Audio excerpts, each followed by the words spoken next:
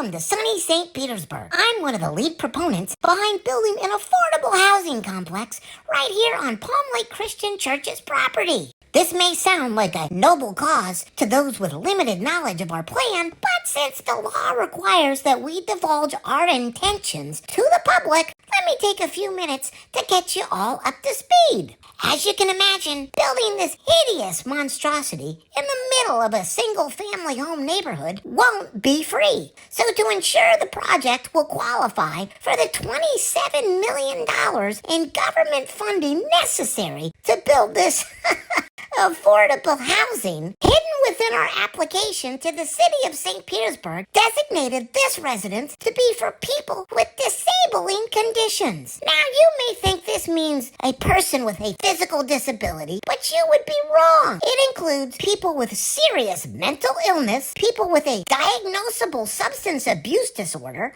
also known as drug addicts, people with developmental disabilities, chronic illness, or two of these four. That's right. Florida HB 1339 amended the definition of affordable housing for funding purposes to include housing for the drug addicts and those with mental health problems. And my personal favorite, the funding requires a rotating door of 20% homeless people. What? You're thinking, how did you get approval for this housing that can include drug addicts and people with serious mental illness when the property is literally just a few feet away from an elementary schoolyard where children as young as 5 years old play most of the year? Great question. That's because at the public hearing, we said our intention was to house older people and those with physical disabilities. But here's the reality. As we all know, the Federal Fair Housing Act prohibits discrimination against disabilities. Through crafty language, we discovered a brilliant legal loophole that guarantees our plans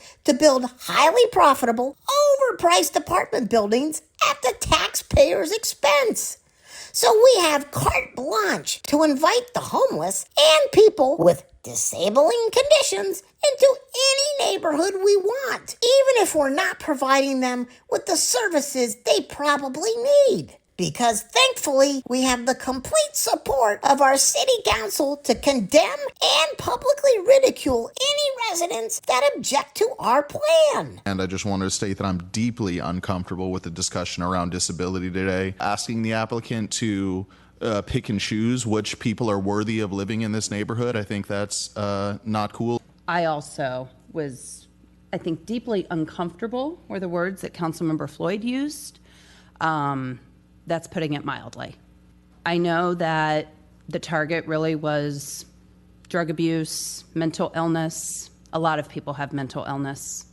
A lot of people have substance abuse issues. I know. Anyone with common sense would think that disabled terminology and protection under the law would be reserved to those with physical or mental disabilities they were born with or developed during life. But nope. And thank God.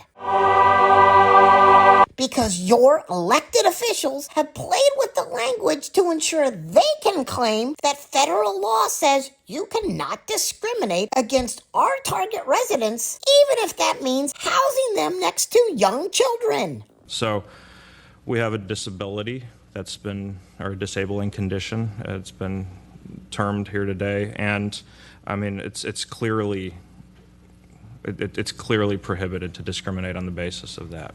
Council members, enter your votes.